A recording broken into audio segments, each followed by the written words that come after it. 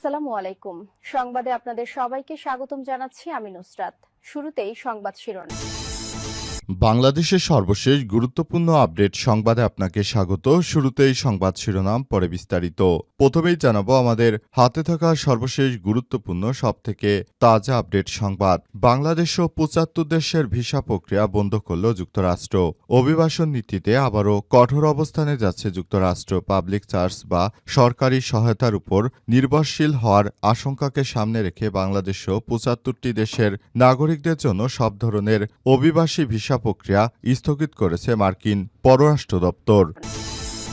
এরপর জানাবো চাঁদপুর ৪ আসনে স্বস্ত্রী কোটিপতি বিএনপির হারুন এবং স্বতন্ত্র প্রার্থী হান্নান।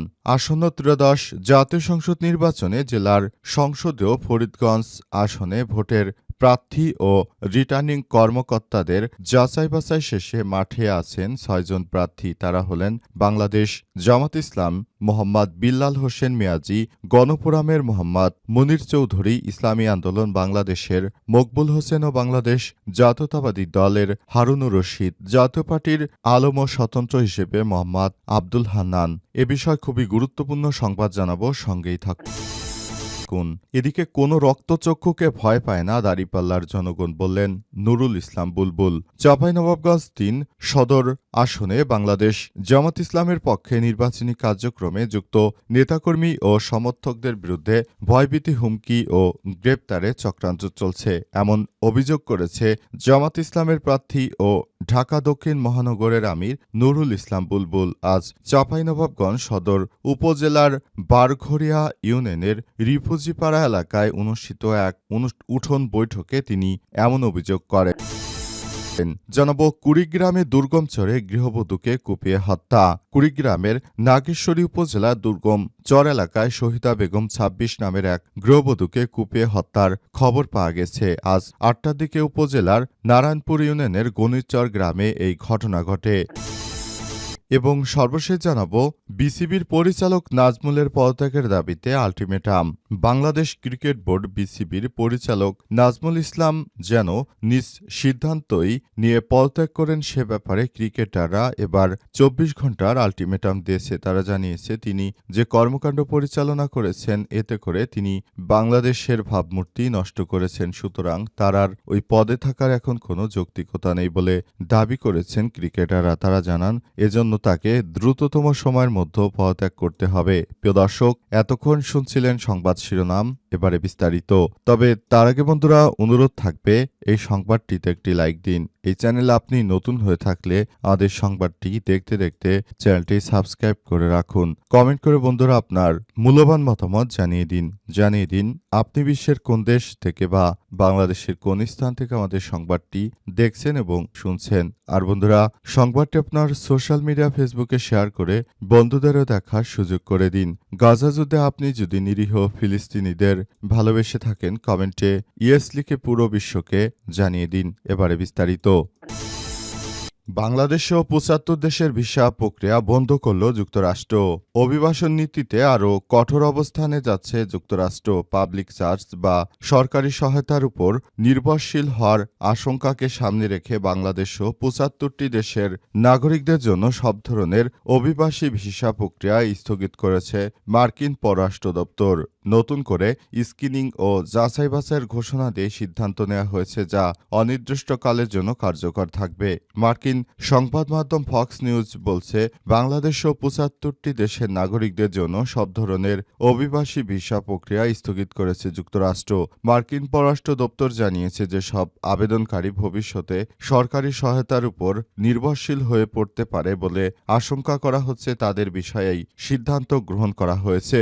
ফক্স নিউজ ডিজিটালে আসা মার্কিন পররাষ্ট্র দপ্তরের এক অভ্যন্তরীণ সার্কে কনসুলেট কর্মকর্তাদের দেয়া নির্দেশনায় বলা হয়েছে বিদ্যমান আইনের আওতায় ভিসা আবেদন প্রত্যাখ্যান করতে এবং একই সঙ্গে ভিসা যাচাই বাছাই স্ক্রিনিং পদ্ধতি নতুন করে আলোচনা করতে হবে। এই তালিকায় Bangladesh, Somalia, Russia, Iran, Afghanistan, Brazil, Iraq, মিশর, নাইজেরিয়া, থাইল্যান্ড, ইয়েমেন সহ আরও বহু দেশ রয়েছে। পররাষ্ট্র দপ্তরের সিদ্ধান্ত অনুযায়ী আগামী ২১শে জানুয়ারি থেকে এই স্থগিতের আদেশ কার্যকর করা হবে এবং ভিসা প্রক্রিয়া পুনর্মূল্যায়ন শেষ না হওয়া পর্যন্ত তা অনির্দিষ্টকালের জন্য বন্ধ করে দেওয়ার সিদ্ধান্ত নিয়েছে যুক্তরাষ্ট্র।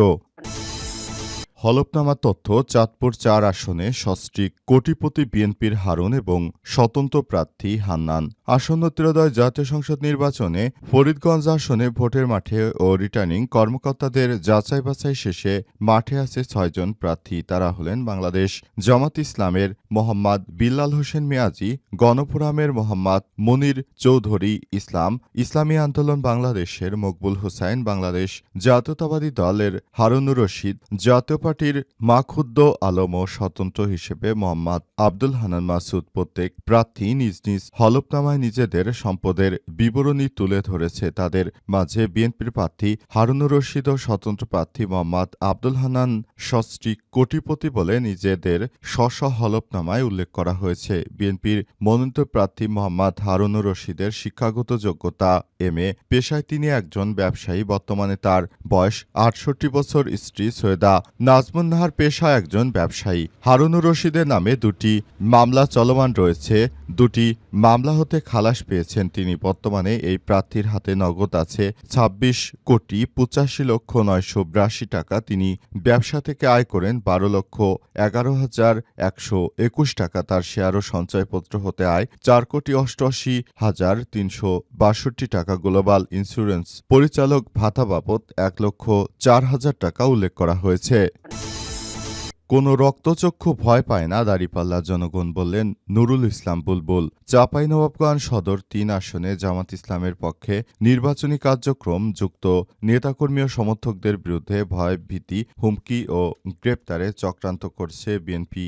এমন কার্যক্রম থেকে বিএনপির নেতাকর্মীদেরকে সরাসরি বলা হয়েছে, তারা যদি এই ধরনের কর্মকাণ্ড থেকে বিরত না থাকে তাহলে বাংলাদেশ জামাত ইসলামের পক্ষ থেকে সরাসরি ব্যবস্থা গ্রহণ করা হবে। বিএনপি মনে করে তারা যে কর্মকাণ্ড শুরু করেছে এটা আসলে তারা ভালো কোনো কিছু অর্জন করতে পারবে, কিন্তু প্রকৃতপক্ষে তারা ভালো কোনো কিছুই অর্জন করতে পারবে না। পুরো বাংলাদেশটাকে নতুন করে তারা সাজাতে পারবে না। এজন্য অন্তর্বর্তীকালীন সরকারের প্রধান উপদেষ্টা প্রফেসর ডক্টর মোহাম্মদ ইউনূসের সরকারের কাছে তারা দাবি করেছে যেন সবকিছু তারা একটি ইতিবাচকভাবে করতে পারে। সেজন্য সরকারের উচিত তাদেরকে সহায়তা করা। সেজন্য তারা ইতিমধ্যেই সেভাবে কাজ শুরু করেছে।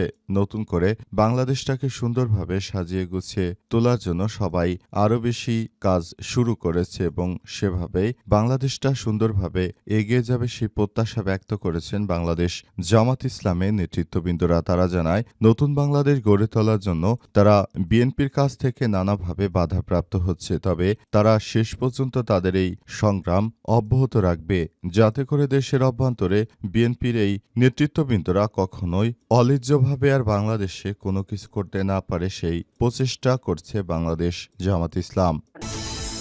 কুড়িগ্রামে দুর্গম চরে গৃহবধূকে কুপিয়ে হত্যা। কুড়িগ্রামের নাগেশ্বরী উপজেলায় দুর্গমচর এলাকায় শহীদা বেগম ২৬ নামের এক গৃহবধূকে কুপিয়ে হত্যার খবর পাওয়া গেছে। ১৪ জানুয়ারি রাত ৮টার দিকে উপজেলার নারায়ণপুর ইউনিয়নের গণিরচর গ্রামে এই ঘটনা ঘটে। খবর পেয়ে রাত ১:১টার দিকে ঘটনাস্থলে পৌঁছায় পুলিশ। হত্যা শিকার গৃহবধূ শাহিদা ওই গ্রামের আজিজুল ইসলামের স্ত্রী।